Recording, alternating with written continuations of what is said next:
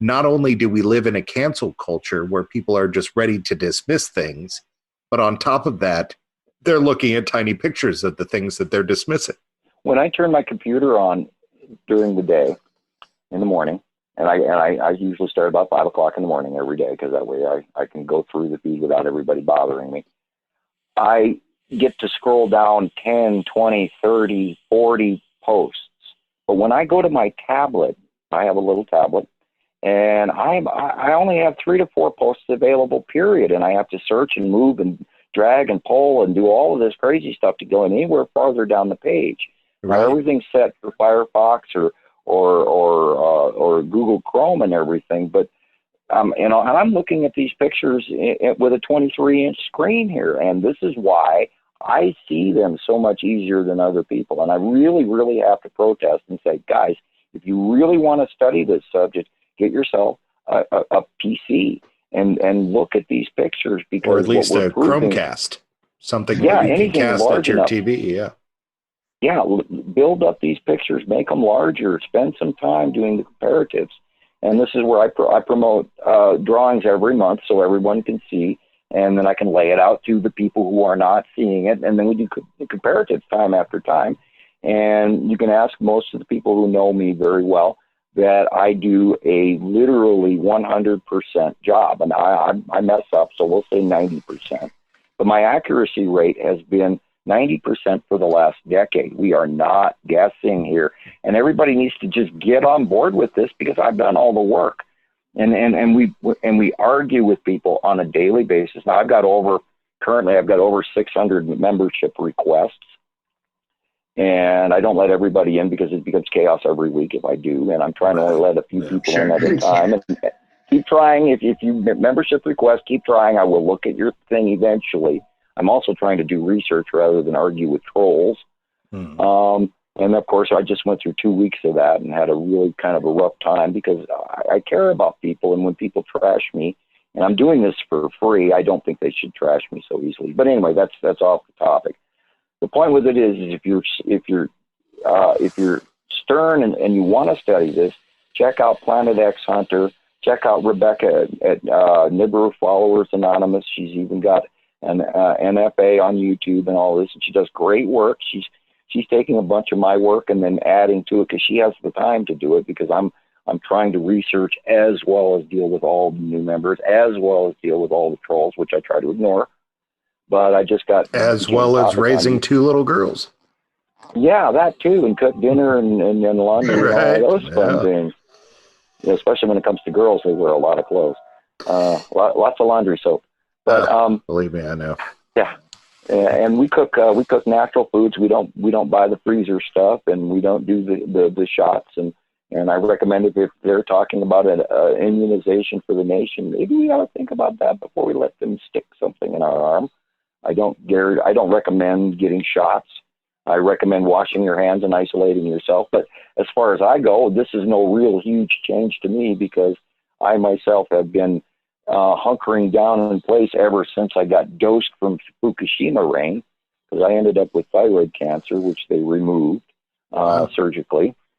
Yeah, I went out in a rainstorm in 2000. It was about 12 to 14 weeks after Fukushima blew, and I was in the rain for about 2 minutes.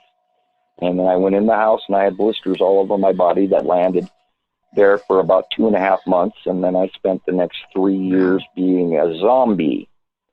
And I knew something was wrong. And then I went to the doctors eventually after finding out I had a lump in my throat. And they asked me directly, when were you exposed to large amounts of radiation? Not if, but when.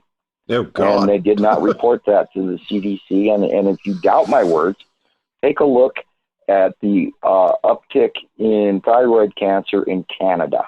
It is out of the roof, off the charts, because the soil is raising in elevation and radioactive elevation in the ground. It becomes cumulative. Now, if you go to the West Coast from Seattle all the way down to Baja, and you take a Geiger counter and you go find the black sand up the side of the beach, on the beach shoreline, and you walk up with that Geiger counter, it is going to go through the roof. People have to realize it is not safe to go to the ocean right now in the Pacific Ocean.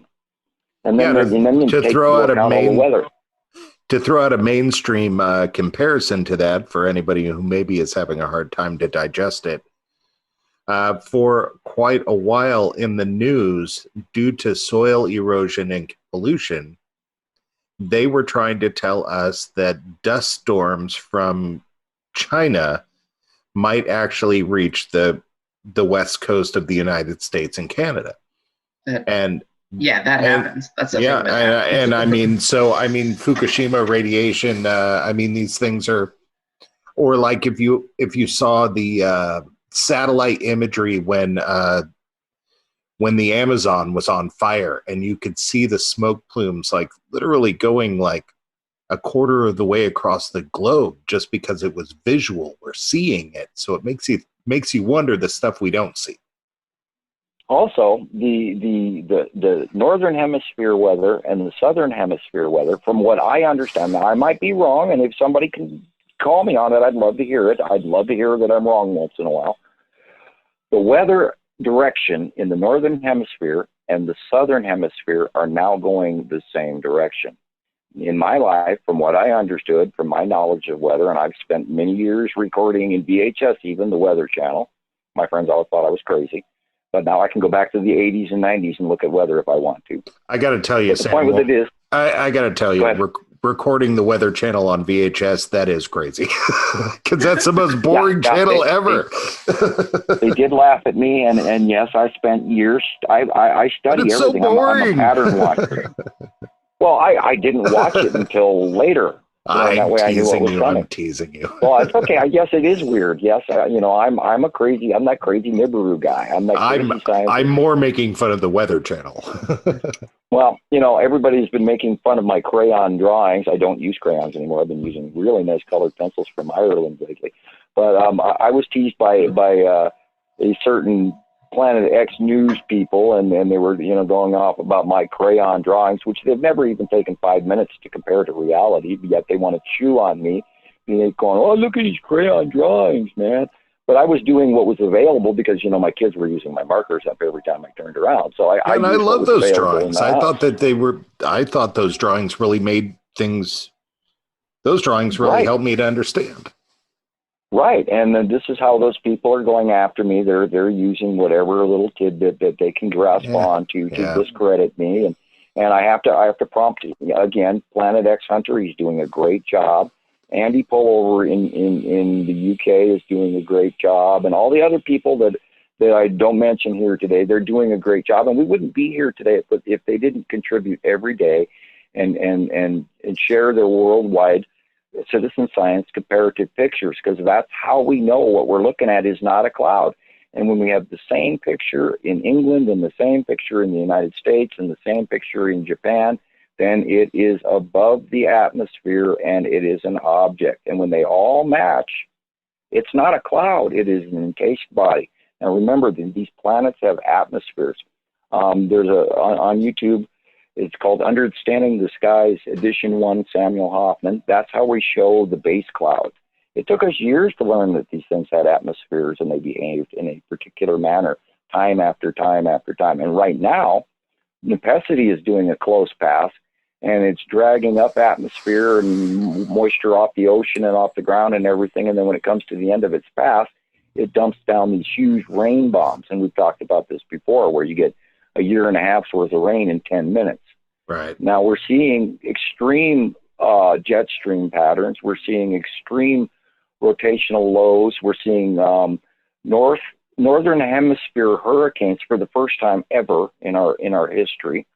And the jet stream is also currently going over the Mexican Rocky Mountains, and that is causing a straight, regular daily path over the southern United States. And that's why they're all walking around in soil that they're sinking into, because their land has never been this moist. We're going to see a crop problem already.